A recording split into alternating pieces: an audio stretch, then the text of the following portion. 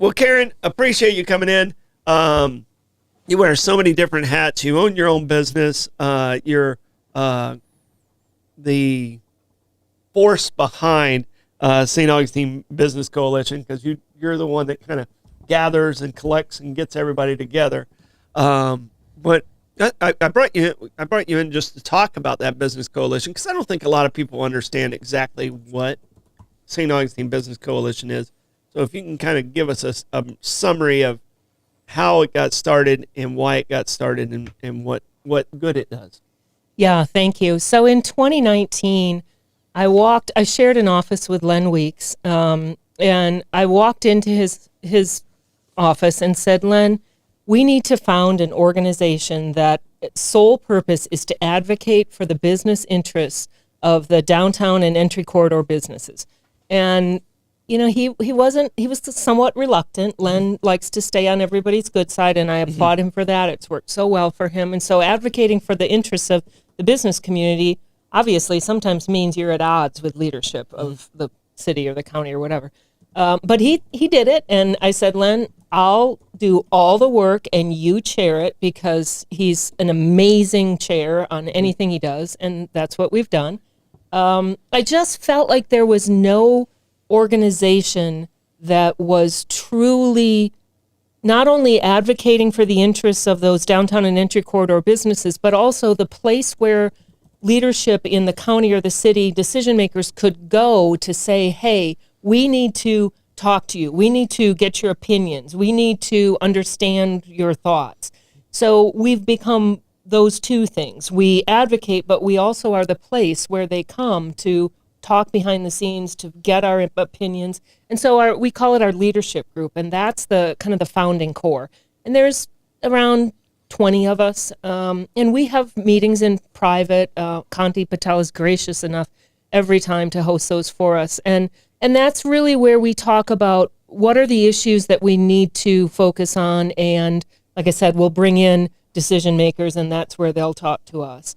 And then we have public meetings, and it was something that I was adamant about when I founded this. There is no fee to join, and there's no fee to attend a meeting. So we have sponsors that help us out with, coffee and pastries and locations. But I felt it was really important that we didn't have membership fees or costs, because small business owners just can't absorb another fee. Yeah.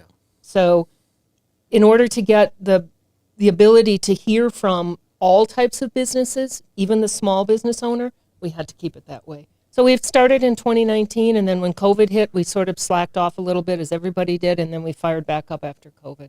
Well, and you guys have the who's who in this group that come in and put their minds together, which makes for great results. How did that makeup come to be? Is it just a gathering of, oh, hey, we should invite this person or this person? How did that makeup? Because your makeup's very strong. I mean, it's a strong group. When I look at, I've spoken there a couple times, and I look around the room and I was like, okay, these guys are getting stuff done. So how did you make up that makeup? So Len and I really thought about not only who either owns the properties or the businesses that are the big players downtown and in the corridors, but also what types of industries do we have downtown. So we've got a member of the galleries, the St. Augustine Art Association, chair of their board, is part of our group, because we felt it was really important to bring the galleries. They have a totally different perspective from, say, the hotel business, right? We've got two inn owners. I just brought on someone who is a business owner in the San Marco corridor. We've been trying to find one for a while. She's also a city resident, and she's a former state lawmaker in Alaska. Oh, wow. Yeah, so she's got great perspective. Yeah. But we just really felt like it was important to not only bring in the heavy hitters, but bring in people who give us a perspective that isn't necessarily heard often. Yeah, and I'm going down your roster. These are people that started businesses here years ago, and some new business owners. Because we have, like you said, after COVID, we picked up many new business owners that have relocated here. You yourself are a business owner. When did you actually move to St. Augustine? I moved 30 years ago almost. 30 years ago? Almost, yeah.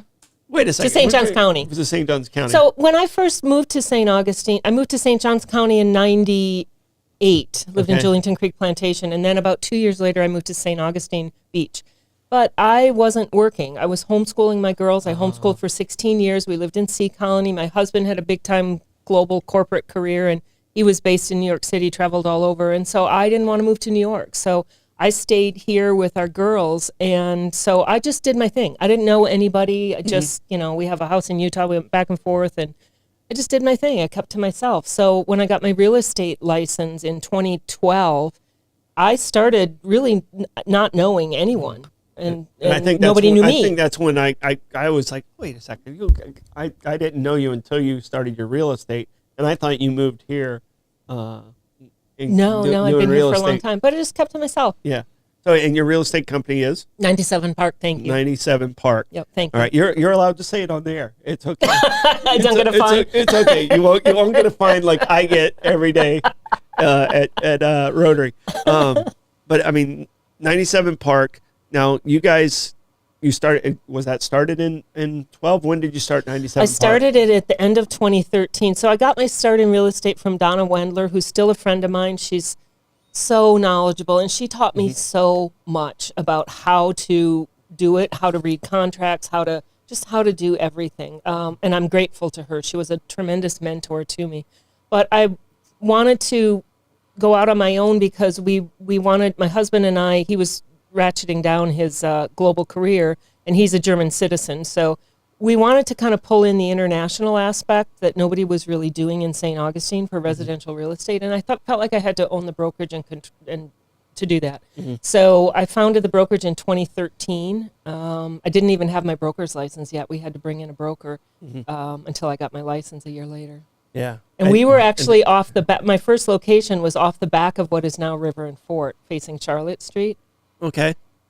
Oh, okay. I know exactly where you're talking about. They had a little kind of little outbuilding with a courtyard. Yeah. But similar story. I actually got my real estate license. I had left the county, and I was doing consulting work, and I was placing family dollars for a developer, and I was doing locations, and as a consultant, I made like $8,000. And I was like, "Whoo, I did good," And then hard. Then I saw the check that the real estate person got, which was 4 times what I was making. I was like, "I did all the work." Yeah. So I went and got my license, and even to this day, I own Coquina Coast Realty, but the broker is Thomas Jackson, who's a close friend of mine, and he's my partner. So, but it was very, very similar story. It's like, okay, I wanted to kind of control some of the situations. So it's very unique. But you guys have been very successful. This is, I do real estate like, okay, it comes to me and I do it. But this is like where you're at. So you really have your finger on the pulse of real estate. Right before we were talking about it, you said you were very busy. I'm the busiest now than I ever have been. I can't explain why. I don't know, because the market is so tricky right now. And you know this. You have to know what you're doing. You really can't be winging it as I don't know how they're going to make it the new agents right now. It's so tricky. It seems like we had such an influx in the last 3 or 4 years, and a lot of them have left the industry, but it was like we were almost overwhelmed with young agents. And listen, anybody could do it. Because I was getting cold calls, because of the properties that we have, and I manage for Mr. Patel, getting cold calls all the time. I was like, I think I got this, but thank you for calling. Yeah. I got this, but thank you for calling. But I mean, that seems to have lightened up a little bit on the young agents, the go-getters, the cold callers. But you being busy is very, very unique, because I'm grateful. I'm not seeing it in the market yet. It still feels flat. I've had some people come to me, and I was like, and people in the real estate industry get mad when I don't say, "Oh, it's all great." All right. Oh no, it has not been great. 2024 was my worst year ever. Yeah, it was. Yeah, that's what I'm saying. And I'm the breadwinner of the family. Yeah, so it's not. It's a huge hit. It hasn't been great. But I'm seeing a little movement in a positive direction, and I'm thinking 26 in January. If we have a cold winter up north, it's going to be beautiful here. It's kind of the way it's trending for what I'm seeing. So my husband and I own the brokerage together, but I just had a conversation with him yesterday. He was talking about the market moving forward, and I said, I'm at this point right now, I'm not going to predict what the market's going to be like in 2026. It's so tricky right now. But I will tell you, I'm super busy I do both commercial and residential. I'm super busy on the commercial side. I've got 3 restaurants in different iterations that are for sale or for lease. And so much activity on that. And then on the residential side, I've got listings that have sold, that have gone under contract in 3 to 4 days, which in this market you wouldn't expect. No. But bam, they're going under contract. I've got buyers looking. So I can't explain that because the market is really tough right now. Yeah. I had a restaurant for you to sell. All right. It's on the market right now. All righty. But it's really, really kind of that unique, like you said, that ebb and flow that goes with it. And real estate's hard. Positioning yourself in that right position and with the clientele you build up. So you started in 12. What do you think the best advice you could give to a young realtor of how to handle the clients? Because what I've seen is they go for it for the dollars and don't go for it for the relationship. So it took a long time for me to really hit my stride and get business coming in. And I thought that my husband kept saying to me, you're not doing this right because you're not busy, and everybody else was busy. And he kept saying, you're not doing this right. But I just felt like I had to be true to me. So I think I always tell our new agents, trust your gut, trust your gut. And Donna Wendler told me that. So it took me a long time to build, but I built my business based on referrals and word of mouth. That's all my business is referrals and word of mouth. And it took a long time to really kick in. I'll tell you, one of the first people that trusted me was Rob Hardwick. He gave me a commercial property that his wife's family owned. And he said, I think you're the person for that.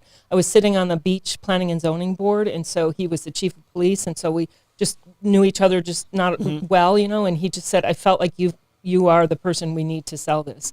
And Chris Way gave me my start as well. I had a restaurant listing, which is now River and Fort, but Chris Way gave me one of his restaurants to sell, and I'm grateful to that because when Chris gave me that trust, then, all the other restaurant guys in town, they all know Chris, or women, I should say, as well. And Chris says to this day, you're never going to not be my real estate broker, Karen, so deal with it. Yeah, you got to live. But for me, it was that I built based on referrals from local people. And I'll also say, find a mentor. For me, that mentor, Donna was and is a mentor to me, and I'm grateful to her. But for me, the 2 people that helped me the most in what I do now and how I do it is Len Weeks and Jerry Dixon. And they're not in real estate, but Jerry taught me how to think about reading codes and how to think about just the whole process of that. And Len has over 45 years experience in building. He's a wealth of knowledge, and I go to him constantly for, hey, Len, help me out with this. And so those 2 people, I think, were instrumental in giving me the ability to operate in real estate the way that I do now, which is... Yeah, so you purposely went into real estate. I accidentally went into real estate. So I didn't have that mentor. That's why you're way more successful at it than I am. Well, I tell my family that I threatened to do what I said I was going to do for years because we'd been buying and selling real estate in multiple states just for us. And so I knew, the older you get, you go through a lot of that. You've done it too. And I just finally said, I'm going to go do this. My kids didn't need me anymore, and it was my time to go do it. We are back to Karen Zander. Now, Karen, the Business Coalition, you're not a 501c3. You're an independent group. But you guys kind of come together to help with city relationships between the businesses and some of those things. You and I talked the new traffic pattern a little bit right before the show. Yep. So you guys had to get a little bit involved in the the city's trying, and they're putting out the barricades and doing those things. And lots of new things they're dealing with. So how do you know how it's going to work unless you try it? Yeah. So, and you guys had to step in and say, okay, we got a business here that's not getting its full potential, and actually it was hindering it. Yeah. So because we've been around for a while, and we're pretty active, and we do have a pretty high profile with the business community. They call me when they have some issues and ask me to help them. So Kathy White, who is part of our leadership group, she's one of the founders as well. She had an issue Friday night with the traffic flow that the city had created for Nights of Lights during the peak times. Mm-hmm. And so they had blocked the ability to turn left to get to OC's and the White Room and Kathy's parking lot there. And she sent me photos of the interior of OC's and of the parking lot that she has, and there was nobody there. Yeah, and nobody on a Friday night. The town is slammed. Yeah, on a Friday night peak time. Yeah, and again, the city's trying things, and I give them credit for that. But so she had to send all of her employees home. And listen, the Whites can handle a night with no income on OC's, but the employees, they can't. Staff can't miss it's a huge hit. A good shift like right? that. Because they do have to earn a lot of their income during Nights of Lights. Mm-hmm. And so we have Susan Phillips stepped in as well with the VCB. And so Susan and I worked both Friday night and then Saturday morning, and we reached out to city leadership, to county leadership, to SJSO, and they got on it. And Saturday night, it was different. It was better, and it was fine. So I credit Reuben Franklin at the city really jumped on it. And that's who I had a similar situation with Lotus, because where Lotus is, they had actually blocked off Grove entirely, and Lotus is just behind Village Inn there. But it worked better. We were able to get people through from Castillo, and still, and we work off of Resi. It's by reservation, so it's not like a whole lot of people are just driving in. But it was a problem on the first thing. And to Ruben's credit, he picked up, said, "Hey, okay, well, let me get on it," and the adjustment was made literally within the hour. Yeah, he's phenomenal. I always tell him I'm so glad that no one has told him he works for a governmental organization, because he operates like he could be fired, right? Yeah. And there are other city people as well that are fantastic. Cynthia Garris helped us a lot, Sarah Arnold at the county, and Taylor at the county, and then SJSO, and so we all just pulled together to help Kathy, and so it was fixed. The next night she didn't have that problem. No, that's what I see this coalition being able to do. There's been some things where the businesses have had to come together on and push back and say, okay, we don't want this with the city, and you guys have kind of always stepped up and done that. So. Yeah, we're also working for the San Marco businesses, the San Marco corridor, because the city has made many of the cross streets to San Marco in that uptown area and that San Marco area resident-only parking. And I appreciate that residents want only residents on there, but they are public streets, and the businesses pay more in taxes than residential properties do as a whole.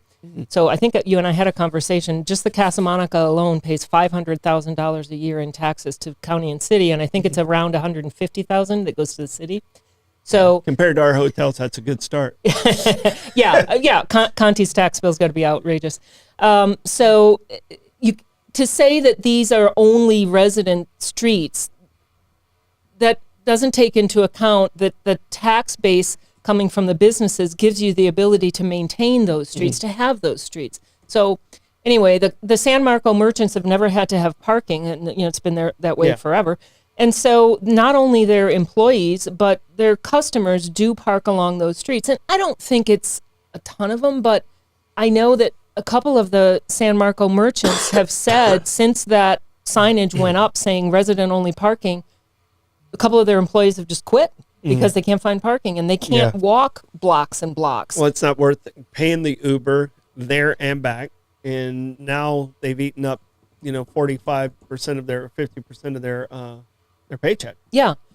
So I think the city's aware of that now, and I think they're working to maybe come up with a solution that'll help. But that was a huge concern when those signs went up. And again, I was a resident downtown. You are a resident downtown. I think what I would say about the Business Coalition is that we want to just. I applaud the neighborhoods for having neighborhood councils. I think that's a very good thing. And they're active and they're vocal. And that's wonderful. That's a city with engaged residents. That's wonderful. But I think the Business Coalition was formed to also provide that voice to the business community. And I don't think that it should be we have to focus on residents at the expense of businesses or focus on businesses at the expense of residents. It has to be a conversation always and a thought process that takes both stakeholders into account, both the residents and the businesses. And I will say on a county level, they are so focused on supporting the tourism industry, which is the number one driver of our economy. So I'm grateful. I think the city leadership, I think they could do a lot better in just respecting the business community. But I think that there are some, like Cynthia Garris, I'll give you an example. I think she does a very good job of trying to stay centered. And so when she feels like it's really important to focus on the residents for whatever topic or concern, she does that. But she also brings the business community's interest into consideration. So not that she's the only one, but that's someone that I think does a really good job of trying to focus on both. Well, I think a lot of times the voices they hear are their neighbors, and they forget to ask the business owners the same question. And it's okay to say, okay, I want to, but ask the same question to the other side. Well, don't only find one side of the story, because a lot of times in this, and I'm not picking on anybody with the city or with the county or anything like that, but in politics, especially in small town politics, you forget to ask the other side, because you might not want the answer of the other side. Oh, that's true. But that's your job, is to get the full story. And and I see that happening more often than not. It's like, well, I don't want to find out what the other side said. It's easier for them to say, I got my answer. On Friday I did Troy's 2 cents, and my 2 cents this week was listen to learn instead of listening to respond. And what I mean by that is absorb what the other side's actually saying. So listen to learn. Don't listen to attack. Because, people are on their keyboard and they're like, they're already working on their answer, and they're not even listening to what's happening. And I think that's happening in our politics at the state level, the county level, and both local municipalities. And just listen to learn. Well, I think with the city too, the thing has always been that a lot of the business owners don't live downtown, so can't vote for city leadership, right? And that is true. But I had a San Marco merchant tell me recently, I do live within the city, and I own a business within the city, and I want to be supportive and helpful of the city, but they're turning me into an enemy when I should be and want to be an ally. Yeah. That was a really interesting comment. And so I think with the city, I understand why they listen to the residents who are voters. I get that. If you're a politician, you have to do that. Yeah. And residents are important. I don't want to negate that. But again, when you look at how your income, how your tax base comes in, you have to pay attention to the businesses, because I think you know this more than anybody, Troy. If those businesses don't do well, and particularly during nights of lights, you can't get the lease rates that you're getting, or you can't get the valuations. Changes the values, right? Changes everything on the ad valorem side. Which, exactly. So some of the city leadership has said, they're on record as saying, the city gets zero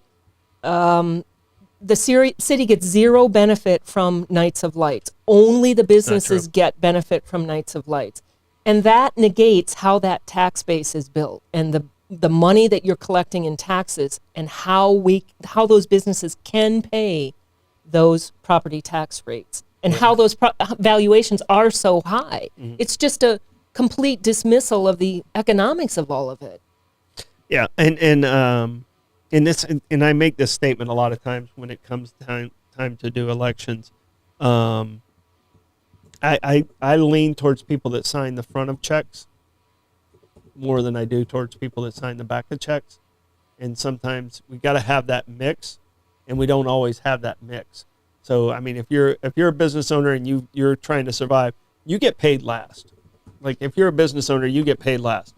You know, I own this company here, and there's months I don't get paid at all. Or you put money in. Or I put money in, and that's you know, and a lot of times the checks that are coming to me are reimbursements. Yeah. You know, they're not. They're not. And sometimes there's no reimbursement. They're not a paycheck, and sometimes there's not, and sometimes there's not, and that's you know. So, I lean towards people that have felt that pain, and understand.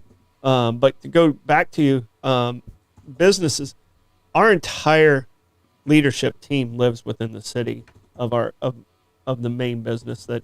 But that's unusual. Yeah, and kudos. And it really is unusual. But I mean, we're here to be a part of it, and I think that your leadership is very much focused on being a community steward, though. Yeah. Not that other businesses haven't, not other business owners haven't, but Kanti Patel he's always the first to step up. Mm-hmm. No, without a doubt. And if I have a problem, it's like, hey, I need you. And Vic and Hanish, I mean the sons and Kayla, the entire family. It's a family thing. Well, that's what I've told someone. You know, I think, for example, the Kanti Patel gets this bad rap sometimes as this big bad Kanti Patel developer. Yeah. But that is a family-owned business at the end of the day. And he came here with almost nothing. You know, I interviewed him. On my podcast. Yeah, and we need to talk about that because we're running out of time because we're talking about bringing back your podcast. Yeah, the St. Augustine Chronicles. Yes, thank you. Back on the 904 now. We are looking for sponsors, so give me a call. But we need this wonderful lady back on the air. Thank you. You did some great interviews, and we're looking forward to the new ones that you're going to bring to us. But we got to let people know, you know, people like Kanti. He's not this big bad evil developer that people think, all he is about money. He's not. He's about the community. I loved that interview. I was grateful that Kanti came in because he does like to stay in the background. He doesn't like to be the center of attention. But that interview got more hits than any interview I did. And, you know, Kanti told me how he came to the U.S. in San Francisco during the Haight-Ashbury days. Yeah. And that's just fascinating to me. Working at his uncle's hostel. Yeah, and he was there during that whole, you know, Grateful Dead, all that. That's fascinating to picture Kanti there. And he talked me through, you know, just the struggles and the perseverance to get where he is today that people don't think about. And, you know, like I said, I mentioned Chris way earlier. Chris was my first guest when I started the podcast. I brought him in because I knew I didn't know what I was doing.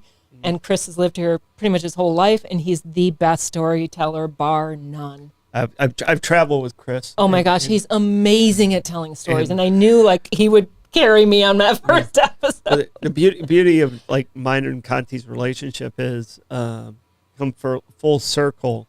Is Veterans Village was Kanti's very first hotel that he owned here in St. Augustine. And that's an amazing thing that you're doing. The fact that, and the strange thing is I thought it was the one across the street, and I didn't realize. And he goes, "No, that was my very first one. We lived right there," and it just was kind of cool that it came together that way. For and sure for you, Veterans Village, and you know, because he's, you know. Yeah. And it's special to him too. So it was kind of a really cool moment when he's like, that is so, you know, he really loved that. Yeah, and I know you're passionate about that, so thank you for doing that. Yeah. So, Blake, do we have any questions in the comments that we need to ask Karen before we wrap things up here? Yes, there was a comment about talking about what. So what have you been hearing from businesses about the possibility of the Browdy's parking lot because no, that's been in like discussion for a while. Like do businesses support the proposed parking lot at the Browdy's on US 1 King Street? I'm gonna be a little guarded in my answer to that. Okay. The businesses support any addition to parking in or near the downtown core. And, you know, Kanti Patel and Ed Swift offered to build garages. I was in that meeting. At the San Marco location of Old Town Trolleys and then across the street Conti, at their cost, at their expense, and the city could work out a deal to pay them back, the city would manage and they would create more parking. And that's a great location. Conti's going to pull that permit for the hotel soon, and once he does, that offer's off the table. I wish the city would get that done, because that would be employee parking as well with shuttles coming in. That's an amazing thing. I wish they would do that. But so the business community supports any addition to parking in or near the downtown core. The answer is not 100% remote parking. It isn't. But I will also say, when you look at the way the Browdy deal is structured, I don't understand how that, I don't understand that. You and I negotiate deals all the time. I can tell you, you know, and this is my take on it. It was negotiated from a government mindset and not a business mindset. But the numbers don't work, Troy. Well, that's why I'm saying it that way. So there's a lot of things the government does that the business numbers don't make sense. So it was negotiated from that government mindset out of need instead of, is it a good deal? And they kind of force that. And Yes. that's from us business people looking at it from the outside in. I hope good for Barry. Exactly. He's a friend. He negotiated. Yes. He was playing chess, and I don't think everybody else was. So. Yes, I agree. That's not a criticism of the Browdies at all. You know, any property owner would try to get the best deal for themselves. So that's not a criticism of them, but I do not understand how the city agreed to that deal with the numbers that they have on that. And that's, I don't want to say more. Yeah. Yeah, but I hope it's successful. Thank you for that question, Blake. Even though it was a little challenging for us to, it's a tricky area to wade into to manage that one.